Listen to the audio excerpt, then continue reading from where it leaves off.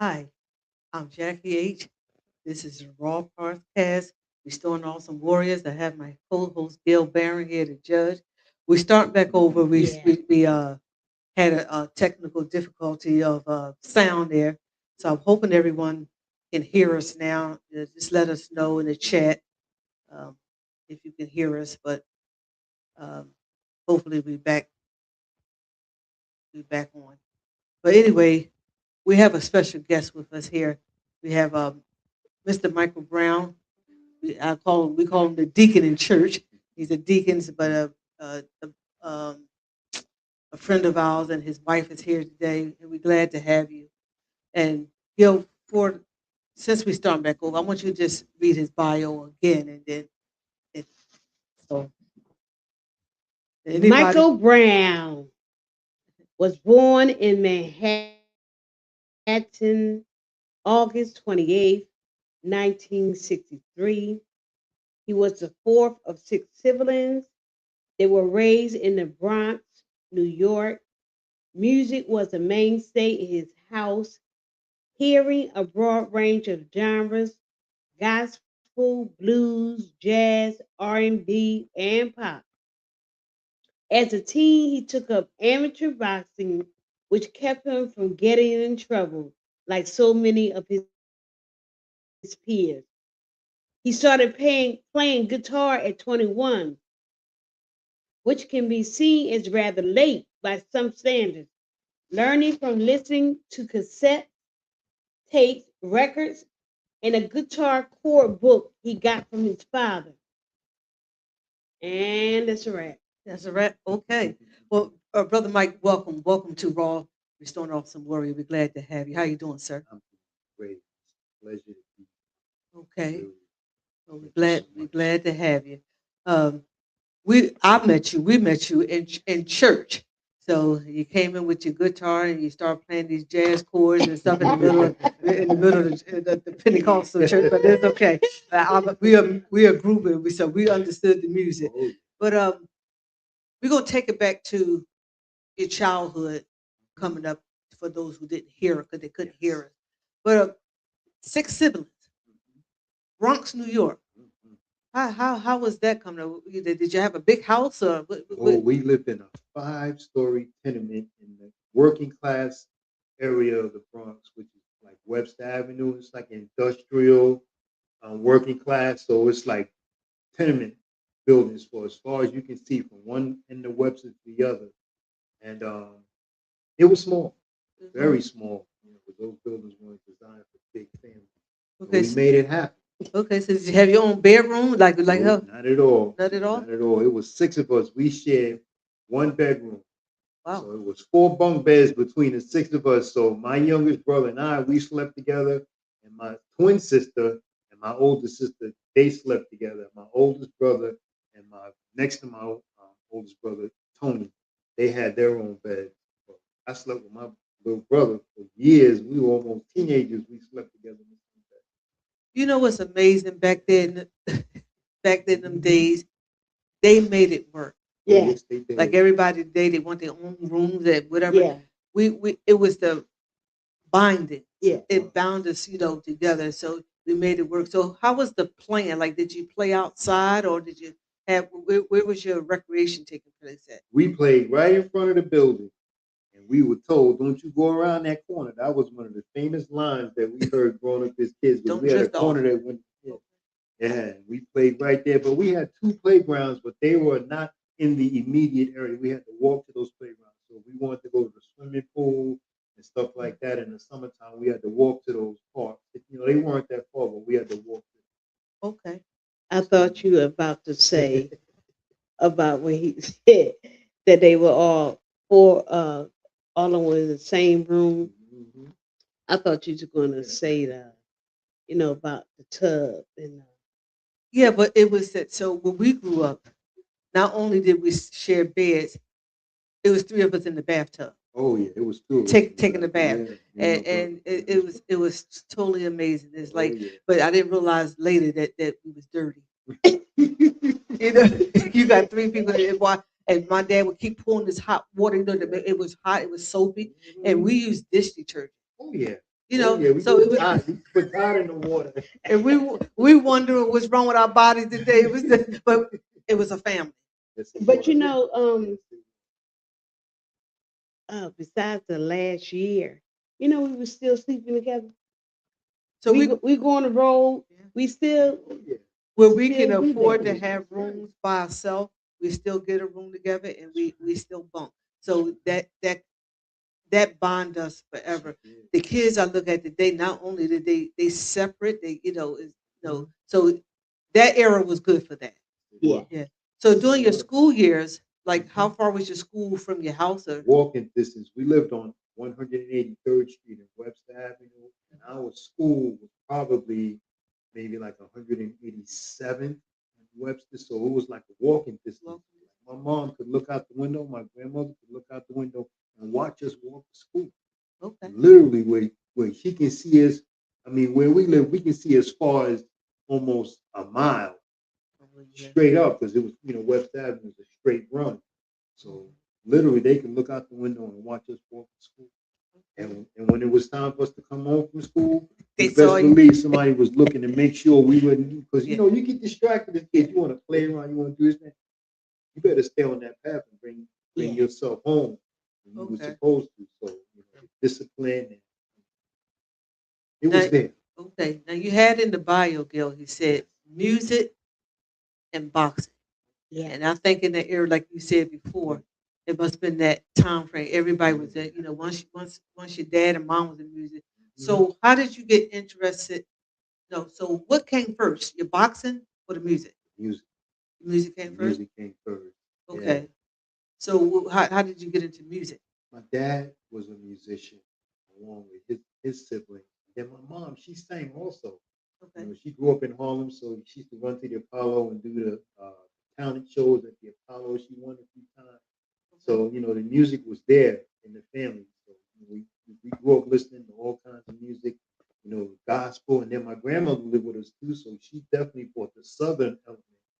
So we grew up listening to all kinds of music, Motown, Stax, and The it was just variety. the blues, the gospel. We grew up with everything. My dad Good, was good, good, good. multifaceted, We so he didn't have listened we to didn't have jazz. we didn't have everything. The only you didn't bring all that in our house. We found something else besides gospel. Oh yeah. That was it. Oh yeah. But you told us earlier Mhm. about a organ, a Yes. Hammond organ being in your house, Yes. My dad had a Hammond organ in the living room, in the literally apartment with in the six kids, apartment with your six of grandmother, us. and Yes. wow. I'm trying to imagine that noise.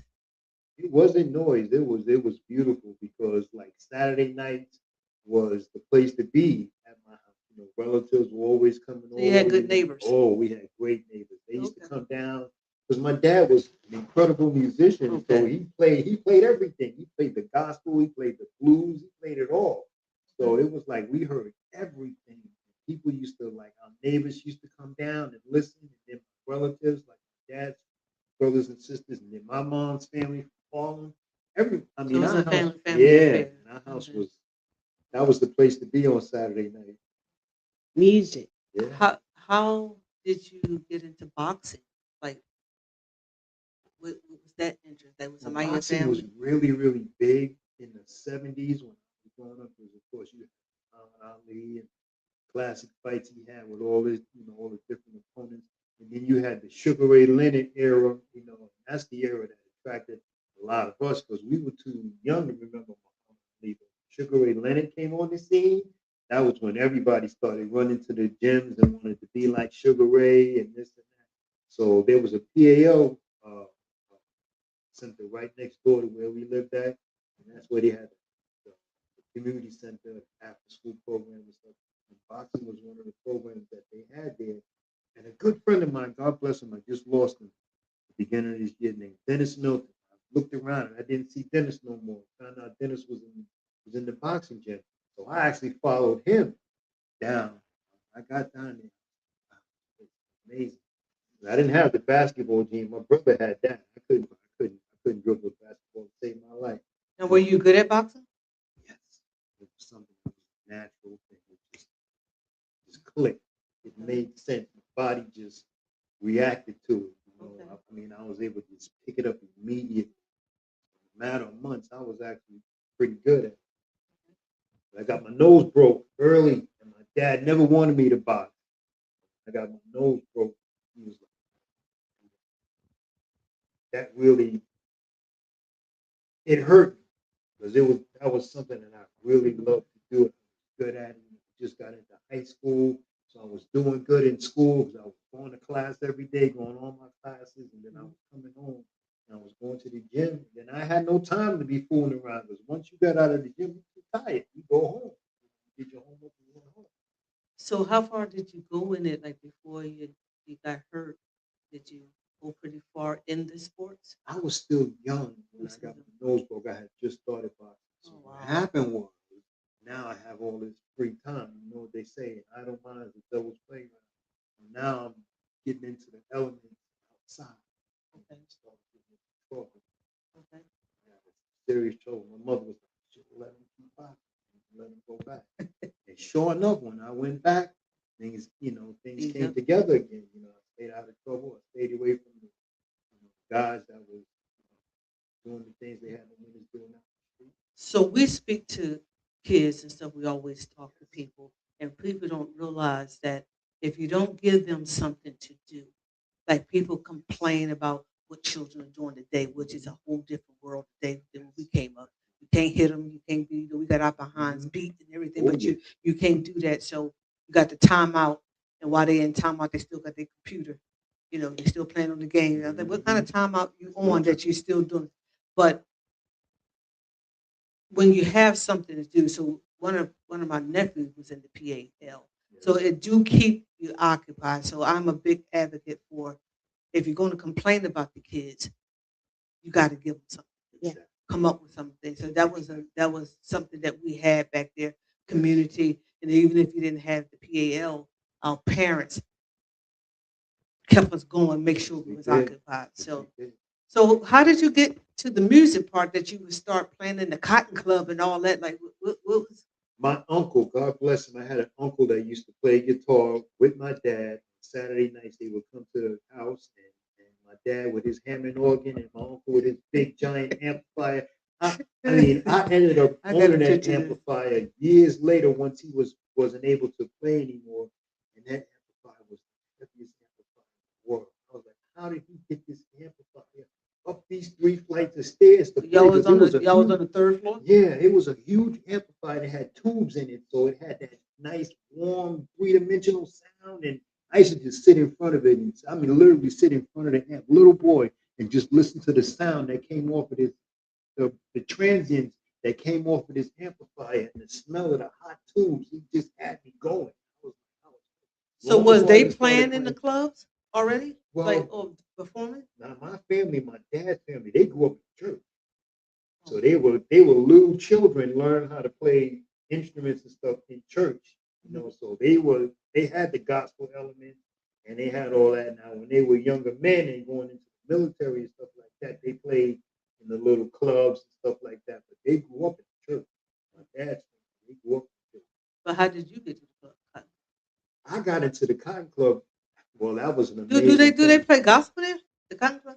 On Sundays they used to have something called the gospel brunch, but I wasn't part of that. I was part of the actual cabaret Oh, okay. group that played on Friday nights Is and this Saturday nights and wait, let stuff me like ask that. you, Yeah, is this the same Cotton Club that you see? You ever see Harlem with Eddie Murphy and them? yep, And is that yep. the same place? That was it. And Wow. sadly enough, it just closed down because the owner, he's elderly and his health began to decline. So he finally had to sell the place and he closed it down. What's the name of the movie I'm talking about? Harlem Nights. Harlem Nights. Yeah, And they yeah, fight in the Cotton Club. that was So it. okay. Now you So mentioned Yes. about the Apollo with your mother. Oh yeah. Did you go to Apollo also? No, I didn't get a chance to play at the Apollo because by the time I started playing guitar, there was a lot of other different things happening at the Apollo where it was almost to a point where they were going to go bankrupt and they were going to close the place down. But somehow, some way, through uh, the gentrification process that's taking place throughout all the major cities, actually saved the Apollo. because once the You never neighborhood played with your began, mom in there? no, Okay. Okay. I wish I did. My mom was a beauty. She had a beautiful voice. She Jazz. um, rhythm and blues, Mhm. R&B. So she grew up. I mean, she grew up singing stuff like that. But it was the Aretha Franklin and the Patti LaBelle and all of that stuff when she was with long before LaBelle. That was the music she sang. Ruth Brown and all those different artists that were the trendsetters for the artists that we hear today. That was the music she grew up. So she was always singing in the house to the record. She had a beautiful voice. Oh, dang. So, Gail, I'm going to move on to the beautiful part.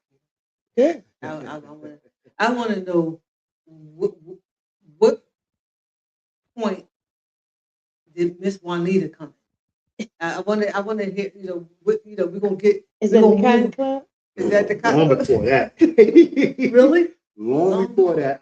So she was on this journey with you. All these places you were playing. Yes. Oh, Yes, she okay. was. Yes, she was. Because like I said, I started playing guitar relatively late. And I ended up working for an agency in New York City called the New York City Housing Authority, NYCHA, that's the acronym, and that's where I met my wife. I was working out of Harlem. I was running the after-school programs, the NYCHA programs in Harlem, and she was running the programs in Brooklyn. And the directors of the program always came together, and we would have these huge meetings that would give us like the curriculums and the formats of how they wanted the programs to be ran. So I always met the directors of the other centers in the five boroughs, and I just happened to meet her at one of the big meetings that we had. So Gil, he was at a meeting and he was getting a wife. Mm-hmm. That's amazing. So Yeah. what did you do? They just because we call it back then and then you didn't fraternize. Yeah. What Yeah. was how did That's you? what that was. Plain and simple. It was fraternizing. You couldn't tell me that I wasn't going to find my way to So see her. so how long have you been married? Uh, She said though that she don't want to 17, come on camera, but that's we've been okay. married You can talk because 17 they can years. hear you. How long have you been We've together? been together 20 years. Last month made 20 years. We've been married 17. Great, great. I'm gonna wait till we have our session with her so I can answer. So once meeting her, how long before did you get married? Like what? 3 years. 3 years? Yeah. Okay. So I've been talking to young people today, and this is something I want to, all seriousness, they jump into things. You don't even know the person and you're going on. So what made it go that long? Was it just getting to know each other? But like that's kind of long for somebody. Some people like a whole 1 year or 6 months, they get married, they walk. Mm-hmm. What was the reasoning that it took 3 years? Is it getting things together or just talk about we're talking to people, yeah. Yes. So sometimes I go that route to say this is why and this is how it lasted. We on 23 years in, 20 years in. Mhm. What was that road? No, you can talk. She should- Even though she's off camera. So we kind of we we actually came together and we moved into okay. I would say about maybe a month after we started. Okay. Okay, we both everything was God led because we both were at the time in apartments we were subleasing, and now it was time for us to move out, and at the same time. So now we both needed somewhere, and so we started looking. Okay.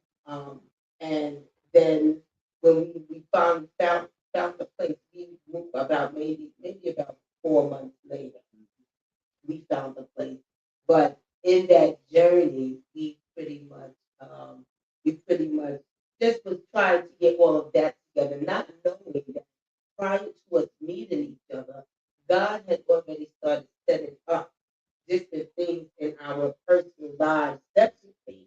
And once we came together, those things kind of fell into place where our just little things like where our doctors was at.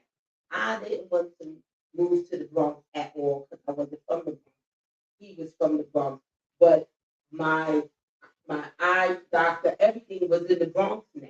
All of a sudden, but it just took a couple of years, and so with us trying to get all of that our stuff together in that way, we didn't even really um, discuss as far as marriage was concerned. And then one day we went to church, and lo and behold, he was proposing in church. But what I can say is that before I met her, I was a notorious bachelor, right? And I was not With the even, capital N. yes, I was not. Okay. Listen to me, and I'm saying this. Yeah. I had no intention on living with a woman, one woman, right?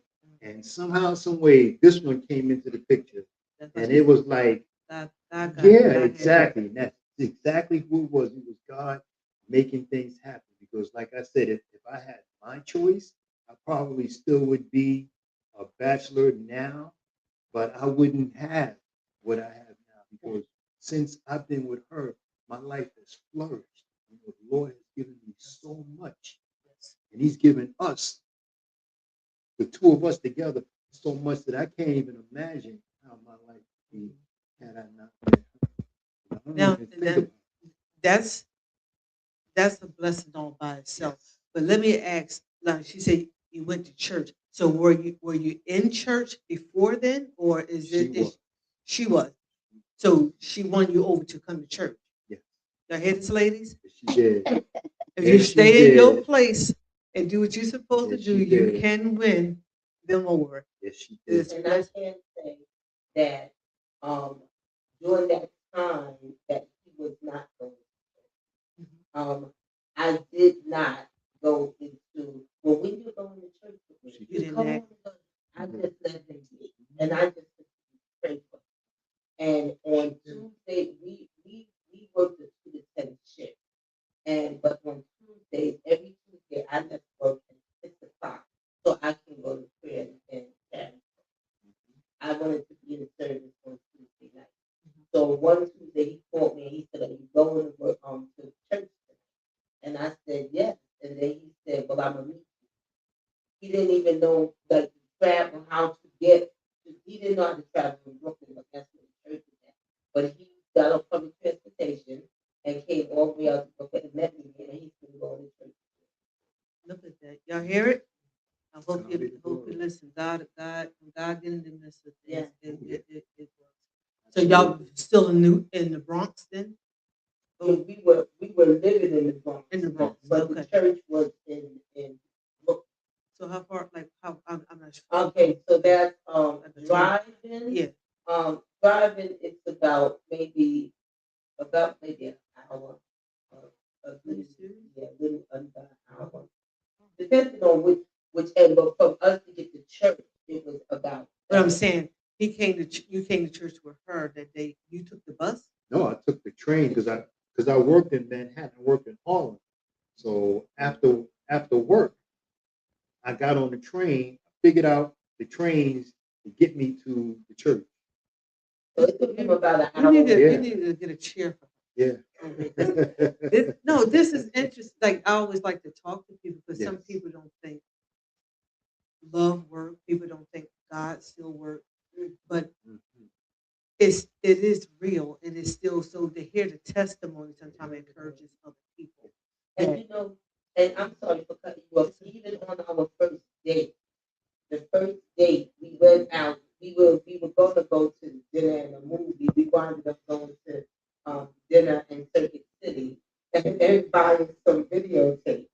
But I was Just driving. DVD. Oh, DVD. But I was driving, and so I was driving him home because I came and I met him. So was driving him home, and he kept going through this whole thing about. I was really exhausted at that time because at that time I was doing plays in colleges in Manhattan, and I You just say play? yes, shows for at the college. So I was doing I was just coming from rehearsal and I was saying I'm not gonna go because I'm so tired, but I went. And I was driving him home, and the whole time he's telling me how there's never any parking around me, this, that, you know, there's never no any parking. So I don't know what his thinking was. But when we got there was a parking space right smack in front of the building. Literally. And there It was sound like the praise the never Lord any lot. parking. Never, So never. that gave us more time to talk. It gave us more, Okay. yeah. So, but like I said, this was all God. Okay. Absolutely. So you both retired. Yeah. How did you make it to Pennsylvania? Down to Philly. It was her again? She really needs a chair. I know. You Can know? we go to a break and come right back? Would you come on? Okay. Yes, All right. please. Y'all give us 1 minute. This is our show. It's raw, and we probably won't catch Miss Juanita again. So we're gonna catch her while we can. All right. Gil, you want to just give some announcements, or we right back to 15 minutes? I'm gonna do a 15 I don't second, then have Gail, it. Gail will come back and we can tell about your daily duties and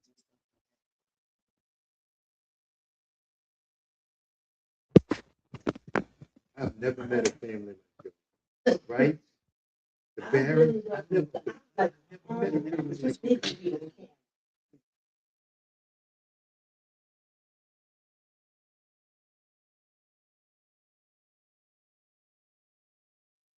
Okay.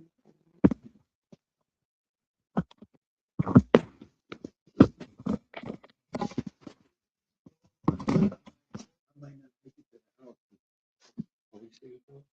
Just a few announcements that I would like to share. I actually do a daily dosage.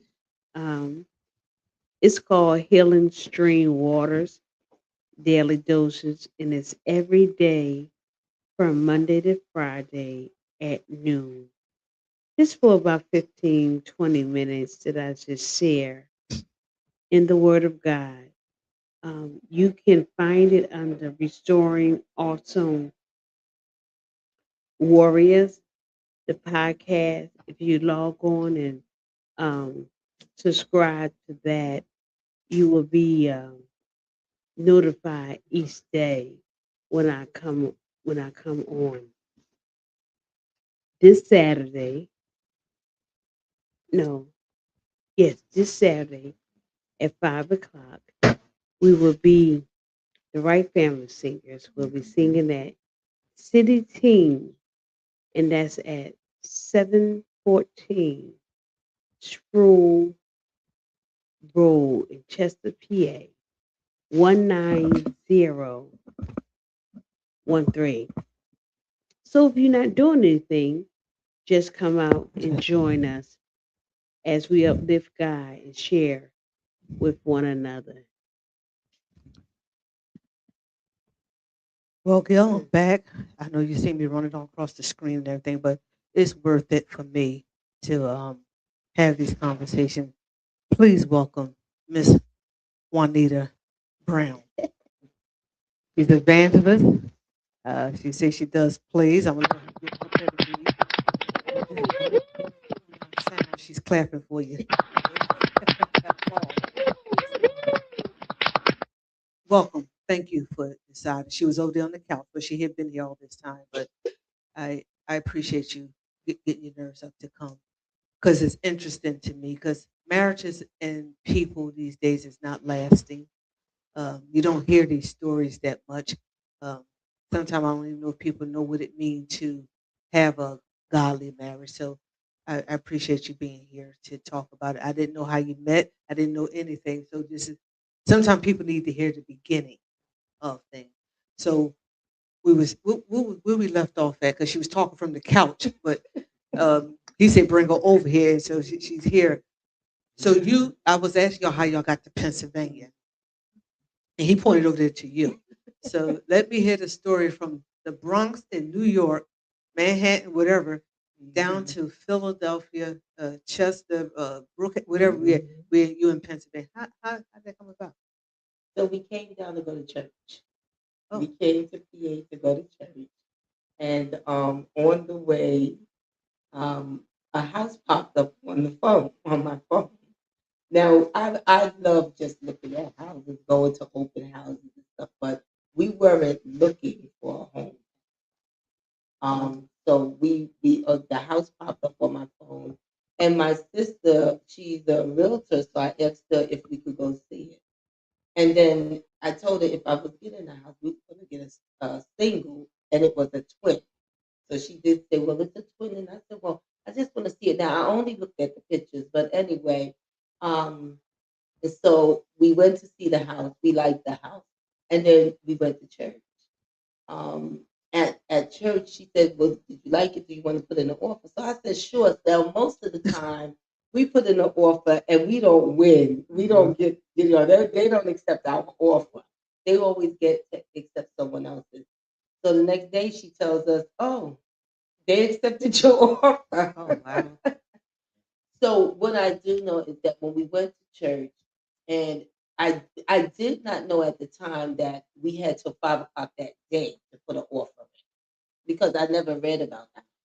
I just saw the picture. So I remember speaking to my bishop, and he said, "Well, telling him that we had looked at two houses." He said, "Well, which one do you want?" And I said, "Whichever one God has, that's the one." So, excuse me, the next day, we were told that they accepted our offer. And I can tell you this was March 3rd of 2024 when we Okay. saw the house. On March 4th, we were told that they accepted the offer. And then and on April 1st, we closed. On April 6th was Michael's last day of it. 5th was Michael's last day at work. Wow. April 16th was my last day at work. Wow. We did not plan to retire. So in between all of this, we submitted retirement papers. We sat down and had our meeting. So we didn't have any of this planned. And April, I believe it was April 22nd, we moved to PA. Wow. So we So retired. within 2 or 3 months, yeah, No, did all this happen? actually, One yeah, month? it was, Weeks. yeah, because we Jeez. we closed. It wasn't even 30 days when we closed on it. And yeah, so March 3rd was when we first saw the house, and April 22nd we were moving in. We moved down. So you're Yeah, saying this was the leading of God? He yes, could make it everything, yes, everything yes. and just make it Everything back. was It's one fall in behind the place. other. Yeah. And I can say, I had a prayer box that I had for a couple of years. And after we moved down, and I was unpacking, and I came across this prayer box, and I said, "Well, let me see what's in it," because I hadn't looked in it. And every prayer that was in that box was answered that the house, a way to retire, just it all was just, yeah, every prayer that was in that box. So the box was empty. I had to Okay. put some new stuff in there. So you So you so said when you came to PA, you hadn't planned on moving. No, mm-mm. We just came down to go to service.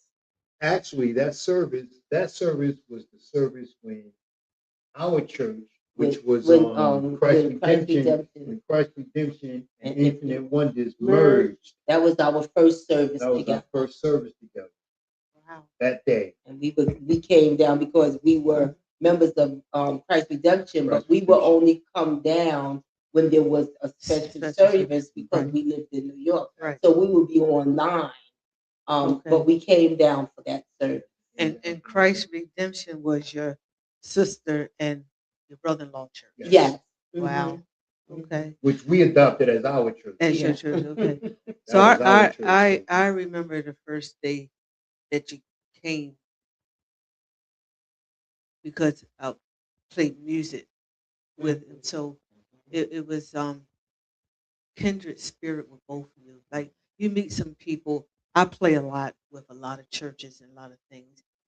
And sometimes I wouldn't say the people are mean, but you don't feel the welcome. And the first time I met both of you, there was a welcome. Like you felt safe. You felt good because, as I told both of you before, I learned to play on my own music, so I never felt comfortable.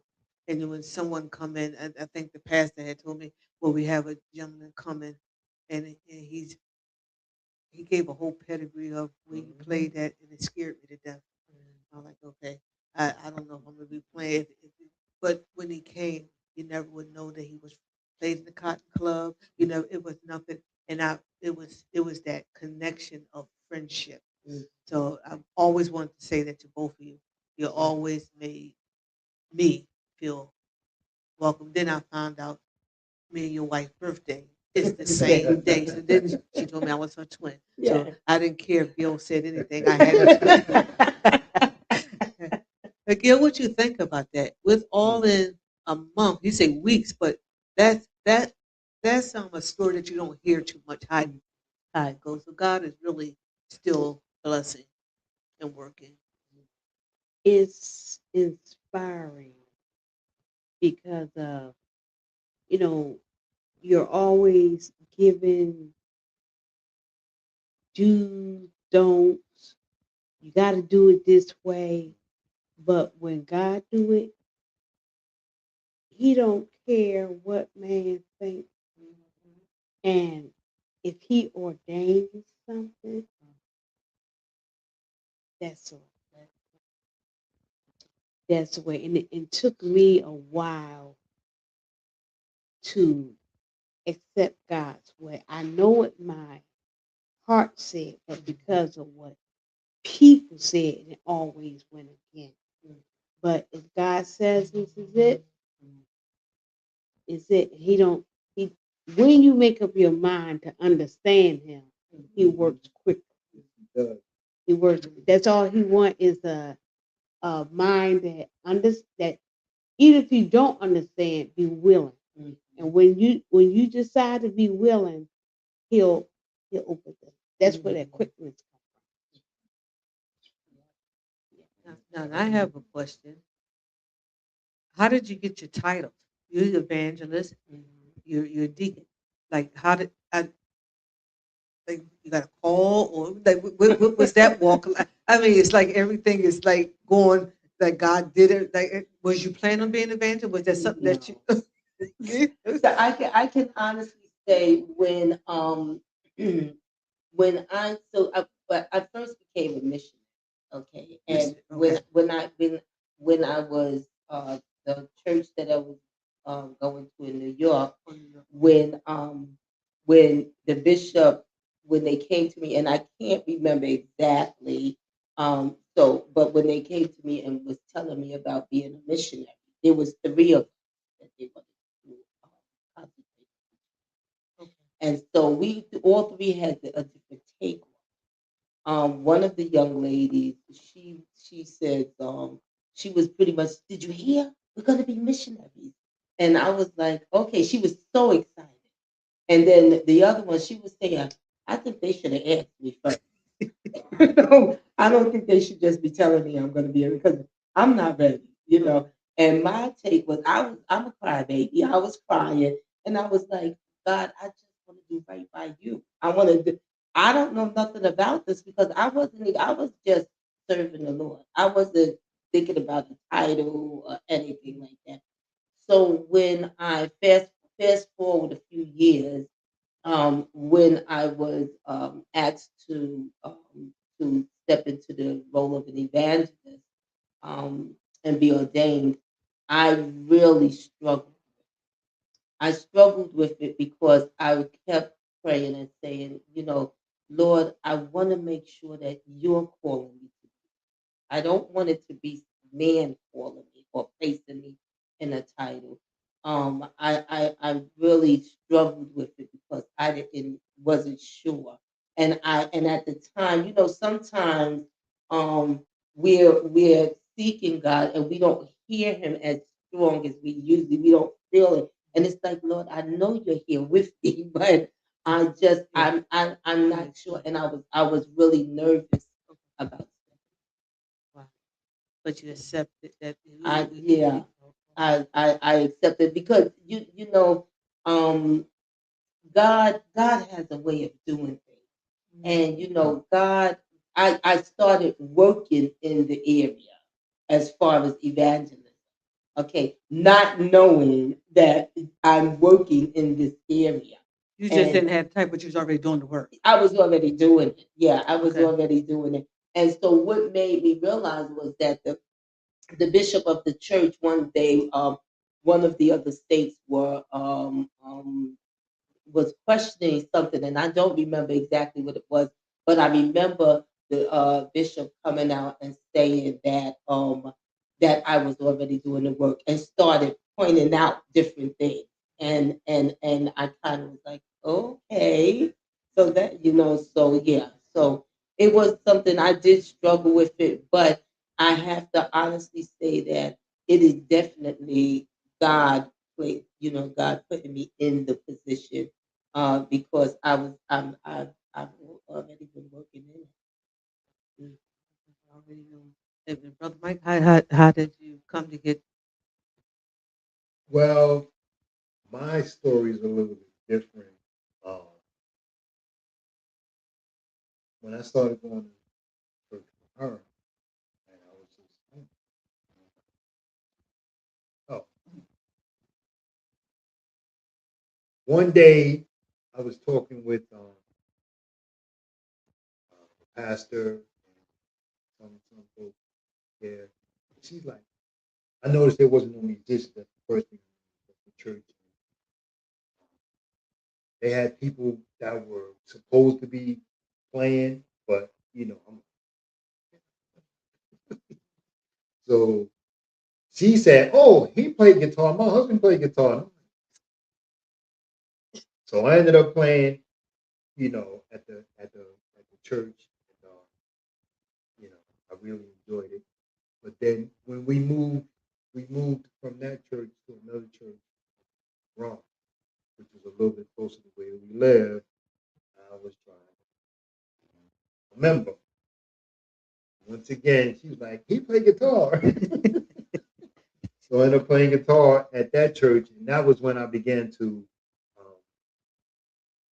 become more interested in the Word, and started going to the Bible studies that they was having on Tuesday night, and um, I guess the pastor there saw that I was beginning to show an interest in learning the Word as opposed to just being a musician at the church, because a lot of times, you know, the church doesn't have musicians that are members.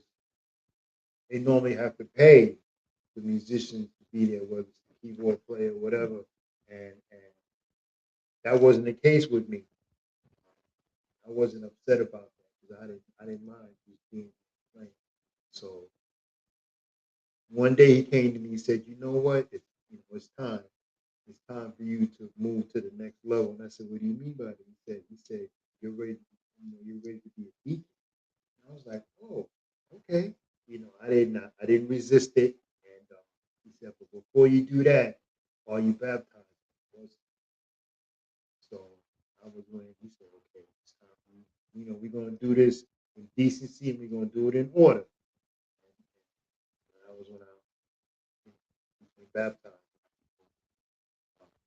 ordained as a deacon. So when I came to Infinite Wonders, I was already ordained as a deacon. But you know, I felt that it was important that I become ordained under my bishop, who I call my bishop, Bishop Derek Wright. Okay. I wanted to make sure that I was doing it in decency and in order under his ministry, under the influence of his ministry. So that's how That's I'm that's, here. that's good to hear because sometimes you hear that people have tithe, but you don't know if it's well, we had my former church. We had a minister. He was a guitar player all his life, and then one day the pastor told him that he was moving up. Was it a elder or a pastor? I don't, Minister. a minister. He didn't want it, And he would tell you every time he talked to you, they call me the priest, but I'm a guitar player. But like he never accepted it. And you can tell with his when he ministered, he just always talked about music or something was it, you know. So there's something to be said that if it's you, God called who you are. I don't think he would take and give you something that you don't do. I think you're already doing the work, and then you just put the title. But he never accepted. He never accepted it. So that's why I want to hear. For some people who's watching, they don't know. They're waiting for an answer too. To make sure God called me to do this instead of me just because somebody said it, I stepped in. So, you got it. I will kick them all night because this is interesting to me with them. So, okay. Have you heard her minister? I, if it wasn't just one time, I don't think so. Yeah, she embodies it. She has a word in her. I don't know about if minister, but I see her work. So that's why I said you can tell. You said even you didn't. I didn't know you're a missionary, but you do missionary work. There's people like I went to work with them at City Team. It's a what would you call the place? Is it like a home, a shelter? I'm not sure. It's a multifaceted. Yeah. Yeah, It has, but I saw her. It was moving, doing it, and it was a lot of people was just working, but she was talking and laughing and smiling. It was like making everybody else just feel. So you could, That's you how could. she That's how ministered. she ministered. That's Okay, how she I'm waiting to hear it. ministers. You can tell that it's not on her lip. Okay, She embodies it, and when you do that, you can feel the weight of the glory okay, on it because uh, her experiences, her faith, it all comes out okay. when she ministers. So I'm waiting for the day. That's what I want to do. We, we're gonna have to tell Evangelist Karen that you got to come on because that's the part that what I do raw. I want to hear those experiences of what you went through because we got a lot of people that suffer. And sometimes the people who is talking to them and helping them haven't been through anything. And you can tell it. I tell this story all the time that all my siblings have children. I'm the only one that don't have children. I can tell you about having a kid because they done told me so much. But it comes to a point, it's a story I can't tell. I never had a child. I don't know what those, she called it trimester. She told me enough that I could talk. But then there comes a time that if you ask me a question, because I didn't experience it, it's not real. You just talking from sure. You can read a book and just tell a story. But when somebody been in it and you walked it and God brought you out and you delivered from it and you can talk to people know the difference. Yeah. I worked at a rehab with my brother Alan, and the guy who was his sponsor, I knew then he had been on drugs. His talk was different than just somebody who just had a job. He was a recovering addict. And when he took us through that class, I say, he'd been there. It wasn't just somebody talking at me. So I appreciate people who walk the walk and then come back. So I'm waiting. I haven't heard you minister, but I know just even just sitting here talking and hearing your husband say how you brought him, I know somebody's waiting to hear your voice. So And he's a what you call in the Bible eyewitness because his the sister-in-law called Google. so It's the Google. the last time she ministered on a Tuesday, she did at the top of a Tuesday, Okay. but he uh, he talked after that. He said she does this all the time. He said she do it at home. He was so that meant a lot. I don't care what other people say. But what do those in your house, what do they have to say?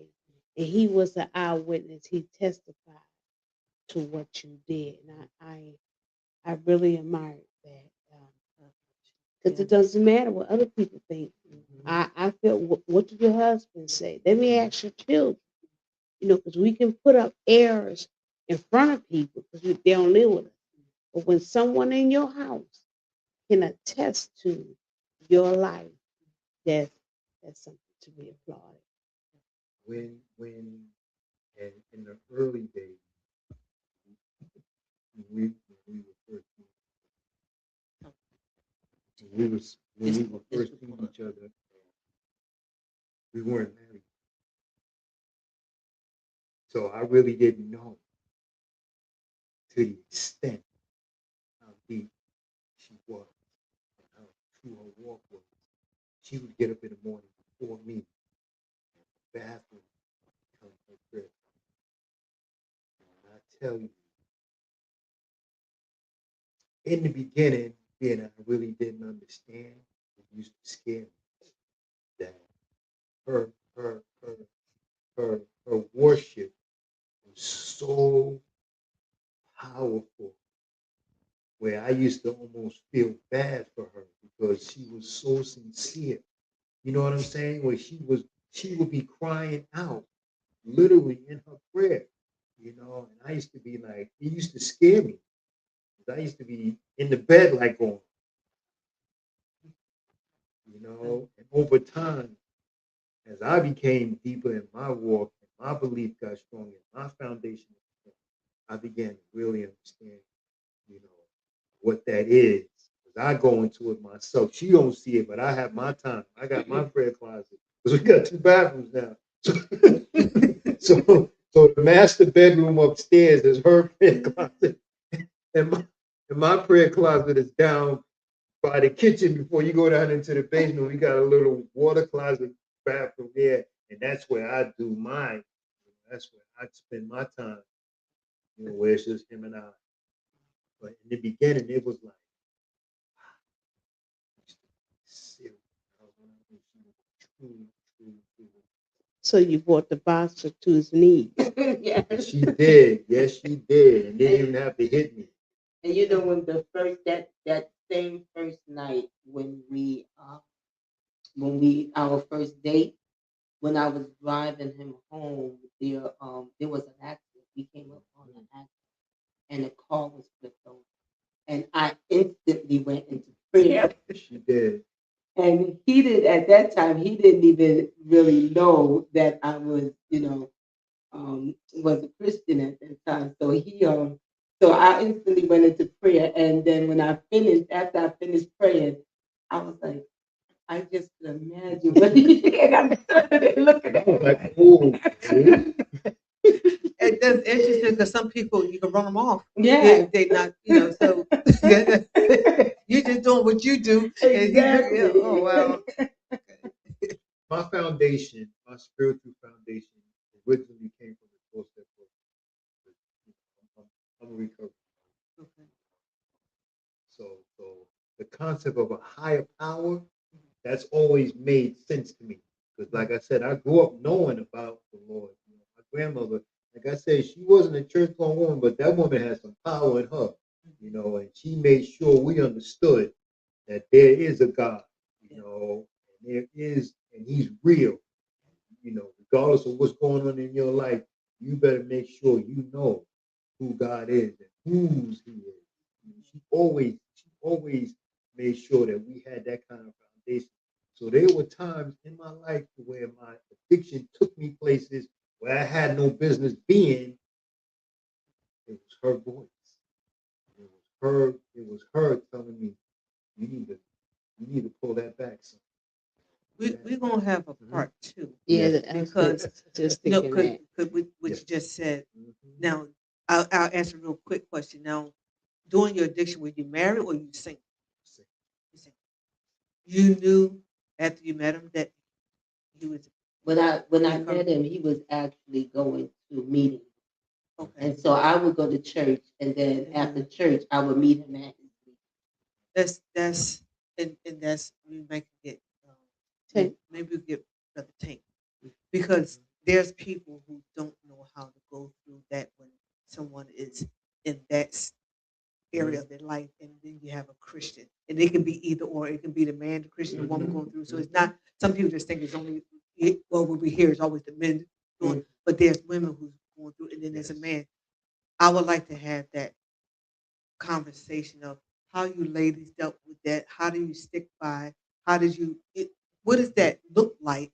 And still today, say I've been married over 20 something years. You almost 30 something years. Almost 40. Almost 40 something years. What what is it? Because you can make it,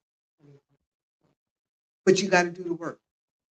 I'm not saying it's easy, and sometimes we paint a picture. I hear I'm not a church person. Like I tell you, I'm not a church person. I go to church. I was raised in church, but some kind of way I got distant from it. I like to consider myself. I like to work outside the church because I saw so much in church. Because I heard testimonies of what you just said. Um, oh, God brought us through it, and we here today. They never tell me to walk. That's right.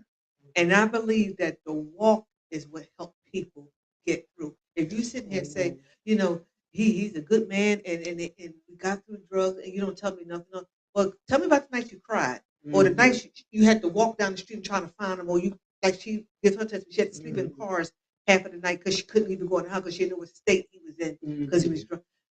That's what helped people. It's the testimony. It's not glorifying it. It's not, but somebody need to know I can get through this too, but I need to hear a real person. So I'm begging, I'm asking, I'm pleading. What does the Bible say? I beseech you. No, I'm asking you if you come back and do a part two, that we'll talk the real talk of what was that life like, what you had to go through, and what did God do? Would you come back? Absolutely. So we got her on camera now. So she done broke. She can't tell me she nervous. We done pulled it off the couch and shit. Appreciate you, sis. So she was sick when she came in here. But praise but see, that's when God works for She her. was, right? Praise Yeah, she God. was. She wasn't feeling well. I was trying to help her, but thank God, God knew. God knew that we needed somebody needed to hear your voice along with this. Appreciate you coming. So we're not gonna keep you no longer. It's been an hour. But if you have any parting words that you would like to say, and tell the people that you're coming back. I'll just pick with you, sister. So I am coming back. Oh, thank you. I just want to say that to those that are listening, and what we spoke about here today, just know that God is in the. Look right in that Oh, camera. they look at the camera. Yeah. Okay. Talk to us.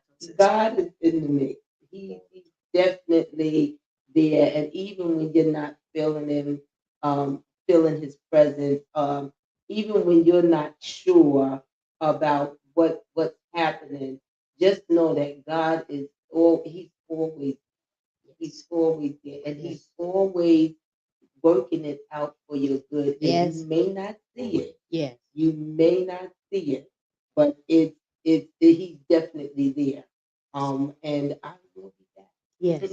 Appreciate you. Thank you so much. Deacon Mike, you want to just say something, look in the camera and say what you I something just to the want to say people? that I'm so grateful to have this opportunity to share and to talk about the goodness of the Lord. Yes. Talk about uh, what He does all the time, behind the scenes. His work is infinite, Yeah. right? And He's a wonder. Mm-hmm. And so many miracles take place where we're not even aware that these miracles are taking place, but we reap the benefits from it. And I'm just so grateful to know that I know who my Lord and Savior is. Yes. You can too. So Yep. thank you. And I thank Elder Barron, Sister Jackie, as my wife. Beautiful experience. Well, Elder, do you have any parting words that you would like to say? I know she What y'all done today? Mhm. I gotta hear this the rest of the night. When she see her shake her head like that, something done touched her. So it's gonna be a whole sermon for me. But I'm gonna listen on the couch and let her talk. It's okay. But it's good. It's a good thing, you know. And I love serving God with my sisters. And I just want to say to everyone, we thank you for joining us with this powerful couple. We're gonna have Gail Barron to bring her husband on. We're gonna have a couple talk. They promised that they will come back. Thank you so much for being with us. And Gail, we're going to end it. There's nothing else to say. Evangelist Brown done said it. Deacon Brown done said it. Next time we come back, we'll have them sing and play. He'll play the guitar while she sang before we get started. That'll be our opening act. You know, 'cause, you I know, don't think you if she got that. That is definitely not a gift that God gave me. but we gonna have them do the stunt before because she said she was in show. She set up show. Yeah. Yeah, so I She would said like it. She said it on she set up tape show. too. So I'm pretty sure she was part of the show. So she got to be part of this show to open the act. So we look for. I ain't gonna scare that she won't come back. But as we always end our podcast, we always say, Love God, love family, work work hard, hard, and and be be kind. kind. We love you. Have a good night.